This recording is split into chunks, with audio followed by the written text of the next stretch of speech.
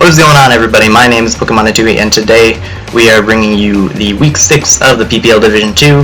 Now, if you guys don't know what the PPL is or the PPL D2, please look in the description below and sub to the YouTube channel and follow the Twitter.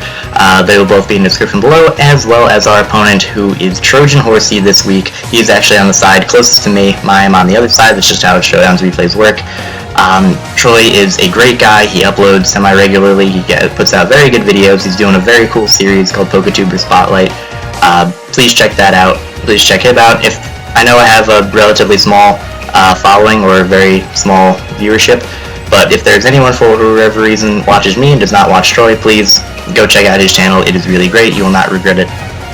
Now, a couple things I would like to explain before continuing this match. Troy and I were having our battle. It was an incredible battle over Wi-Fi, and then the internet cut out. We believe it was his, but we were not entirely sure, and we don't really do the thing where whoever's internet cut out loses. We wanted to continue the battle, so about 10 turns away from the conclusion of the match, his internet cuts out or whatever, and we're both kind of annoyed because that was an incredible battle and we don't have it saved, but the end game was easy to recreate on Showdown. We had two Mons, for the most part, at full health. Stealth Rocks were up, which I could have gotten up in the previous match. Basically, we just reset the end game. We replayed the end. We didn't replay, but we basically took the match that had gone on, cut it off there, and then just played the end game exactly how it would have played out had the internet not cut out. So that's what's going to be shown here. Also, the entire match that you're going to see is a reconstruction. This is not what happened. This is not the match that went on exactly, but we brought it back to about as close as we could get it. And it is extremely accurate. It basically showcases everything that goes on. There are two main differences that I will discuss, and even then they're not super huge. They basically just result to the same thing. So without further ado, I'm going to get into the match. My opponent has brought Lucario, Raichu, Gliscor, Slowking, Honchkrow, and Latias. By the way, if you'd like to see the team that I brought more in depth, please check out the Team Builder video. That is the one that was uploaded previously to this one. But looking at his team, Lucario, like I said in the Team Builder, is a very big threat. He did bring the Raichu, which can be annoying to my Aerodactyl as well as my Manaphy and Excadrill. Togetic also does not want to take a Thunderbolt, obviously. So Raichu, despite it being a little mouse thing, is actually a pretty big threat.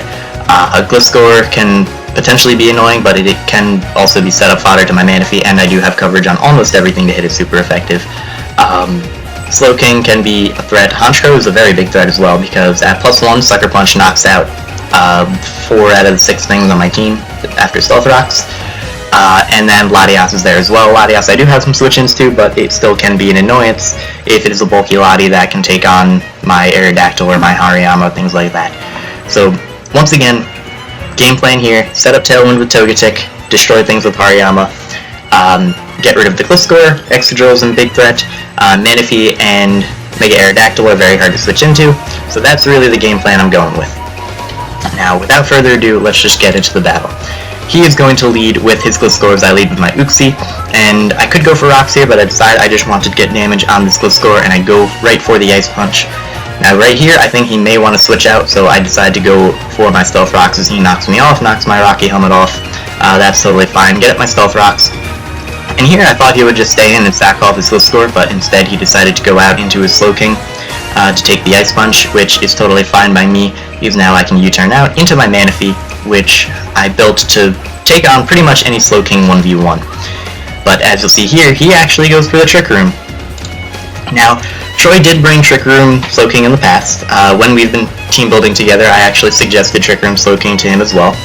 But I kind of thought he might bring it against me, but the Manaphy I brought was to deal with a variety of Slowking, not just a specific Slowking, because if I brought a Manaphy to beat this specific Slowking, then it wouldn't have beaten the other Slowking sets. I beat one that would generally deal with all of them decently well.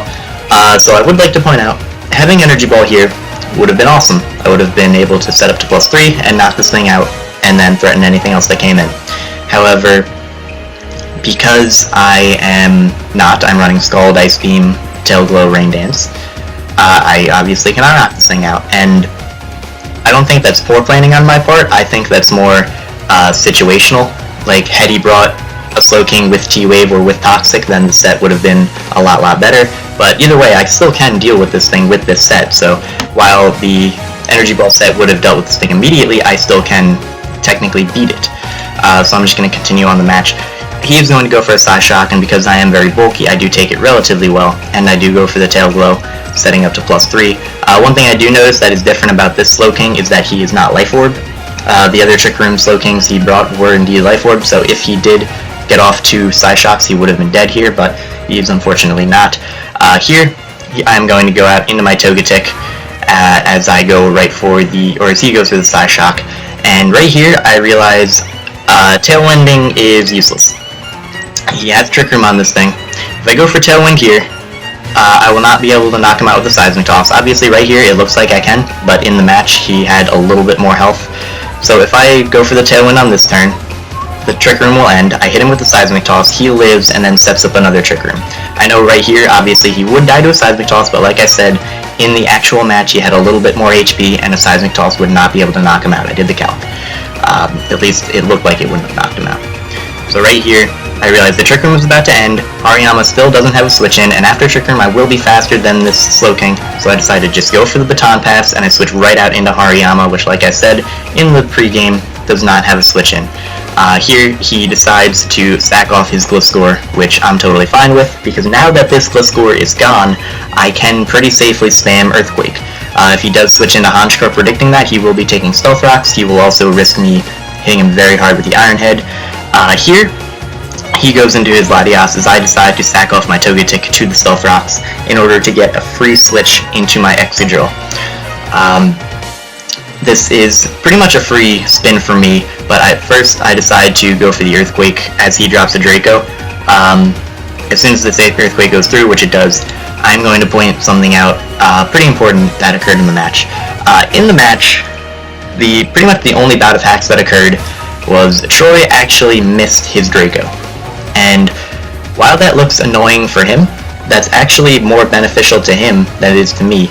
Going for Draco Meteor, in my opinion, was not the best play, because I am an Excadrill, I could potentially be Assault Vest. I do resist it, I will be able to take it, and at -2 he's leaving himself very vulnerable. I can either knock him out with the next Earthquake, I can spin my rocks away. Also, if something goes down, he also can't really switch into this Excadrill, and if something goes down, on my side, I bring in Hariyama, it lives a Psyshock at -2, and I just knock something else out. But in the match, that didn't happen, and I kind of have to stay in with Excadrill because I don't want to switch anything else into a Draco. Or a Psyshock.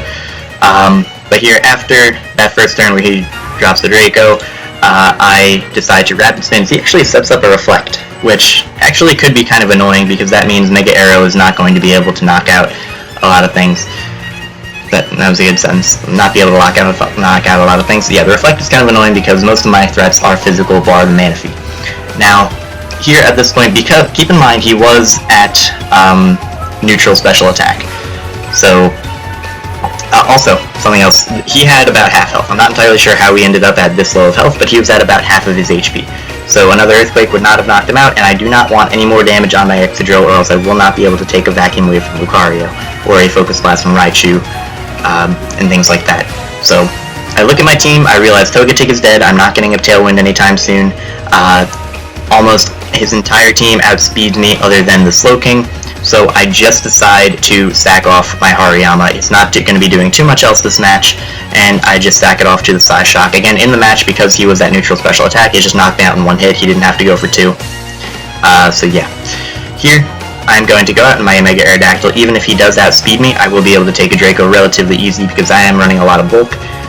But he decides to go out into his Lucario, and I apologize if I pause this a lot, but in the Wi-Fi battle, his Lucario was justified, meaning that Crunch gave him a +1 attack boost. While I can potentially take one Bullet Punch, I do not want to, because that puts me in range of Honchkrow's Sucker Punch and another hit from Lucario. So I decided to switch out, make the safer play into my Uxie. But he actually just reveals the Flash Cannon. And at this point, I'm thinking, I think this is a Scarf Lucario. And it turns out later on that I was correct. Here I decided to set up the light screen because I am able to take on his special attackers relatively well. Also, if he stayed in with Lucario, I would be taking less damage from that. But here, because of the light screen, I will be able to take a lot less from the Psyshock. So I will be able to get a safer setup with my Manaphy. So I do get up to +3 once again, get my leftovers back, and after the Psyshock, I will be able to live at about back at about 17%, I would say. So I do finally take out the Slowking, which is good because that is one less switch in to my Excadrill as well if it was physically defensive. And here I was like, oh good, Trick Room's up, I outspeed this thing. But no, he's running a bulky Lottie. That does not outspeed my Manaphy, so that's unfortunate. Here, I do go out into my Aerodactyl, and this is another play that was very different in the actual match. My Aerodactyl was, his Latias was at about 50% HP, maybe like 40 to 45. I had a very big feeling that it was going to be a Colbur-Berry Latias, and I decided to, as I'll actually show off here, I clicked Ice Fang during the actual match. That is because Ice Fang was guaranteed to kill, whereas Crunch with a Colbur-Berry was not. It also, it's only a 5% chance to miss, so I really didn't think it was worth it to not kill the Lottie at that point. The Healing Wish he did have on the set, but he didn't get to use because I did kill it. Also, something else I do want to mention, Trick Room had run out at this time. I actually was in with one more turn on my Manaphy in the actual match, but unfortunately, again, because of the recreation, it's a little bit different. So I hope that's cleared up for everyone. Alright, so after that, the Trick Room does finally end, and here, I know because he is a Scarf Lucario, I have to switch out, and I know he's going to go for Flash Cannon because he might not know that I know that he's Scarfed yet, so I go out into my Excadrill. I take the Flash Cannon, and here he has to switch out. I'm really hoping he goes into Honchkrow, because that is a very big threat to my team. But he actually switches out into Raikou, and I was like, oh, is he sacking it? And then he reveals the Balloon. So he had a few ways to deal with my Excadrill other than the Gliscor as well. Now here, I do want to save my Raichu, and my Uxie is not doing all that much the rest of this match. It dies to pretty much any hit from anything other than a Flash Cannon from Aurora Sphere from Lucario. So I decided to sack off my Uxie, and here, because I know this is not Scarfed, I go out into my Mega Aerodactyl, and I just knock out the Raichu with Earthquake. This is where I start to gain back some of my momentum. Here he goes out into his Lucario and hits me with an Aura Sphere, and it does 47%, which is actually interesting, because that means I would have been able to actually live a Flash Cannon, which was actually pretty curious, but either way, I'm going to live the Aura Sphere at 54%, and now this is where the battle really gets related to mind games. This is a very mind gamey endgame. Also, this right here is exactly where the Wi-Fi battle cut out, so it's my 2 against his 1 Honchkrow. Here, I switch out into my Excadrill, trying to dodge a Sucker Punch. It succeeds, as you'll see there. Now, switch back out in my Aerodactyl, trying to dodge another Sucker Punch. He does go for Sucker Punch. I am now 6 out of 8. He now has 6 out of 8 Sucker Punches. Here, I go for the attack. Probably a mistake on my part, but at this point I knew he had sub. We actually, during the intermission, talked to Ryan Jack, and during that time he revealed he had sub. I kind of figured he might, because he only needs like Brave Bird and Sucker Punch for my team, but and I guess Night Slash, but that was that. Here, I'm gonna go out into my Excadrill. He thinks he can just click Sucker Punch and win, but as I said in my team builder video, I do have Sleep Talk. Now, if I had Substitute, I would have won the game right here. Iron Head would either kill him or leave him at a range under 10%, so if I go for the Substitute on his sub, I would hit him with the Iron Head, and they would either knock him out or he'd die to Life Orb. But unfortunately, that's not the case. I have Sleep Talk, so I just have to keep playing the 50-50 game, see how many times I can go for Sleep Talk as he goes for Sucker Punch. He's going to go for another one. I go for another Sleep Talk right here, as you see. It's going to keep going on here. He goes for another Sucker Punch as I go for the Sleep Talk, and right here is the deciding turn. He has 1 Sucker Punch left. 1. If he goes for a sub or a Night Slash, I lose. Because I'm clicking Sleep Talk. If he's behind a sub, he can just hit me with a Night Slash the next turn, and I cannot knock him out. If he clicks Night Slash, he will knock me out. But if he clicks Sucker Punch, then I have a much better chance to win. Granted, Iron Head is not a guaranteed KO, but it does have a decent chance to kill. It also has the chance to flinch, which would lead to another 50-50 afterwards. It is just an insanely... This is the turn. This is the turn that decides the match. This is the turn that decides who is still in the running for D1 at this point in time. So, as you'll see here, I click Sleep Talk as he substitutes, and at this point, the game's over. Like I said, I click Iron Head, I can't flinch through the sub, unfortunately, and he just knocks me out with a Night Slash, and that was a great game, Troy. That is a 1-0 defeat to the hands of the Trojan Horsey. Now, this match, although it's upsetting and frustrating to lose, obviously, especially when the stakes are so high, I cannot complain because this was just an incredible game. On Wi-Fi, I was sweating. He was telling me that his hands were shaking. It was just an incredible, superb match.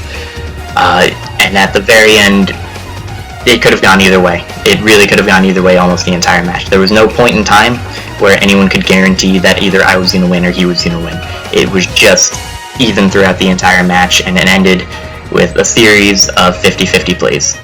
And thank you, Troy, very much for the battle. Thank you for being cooperative. Obviously, that's a relatively simple thing to say, but there are some dicks out there, and you're not one of them. And you were able to, or we were able to recreate this.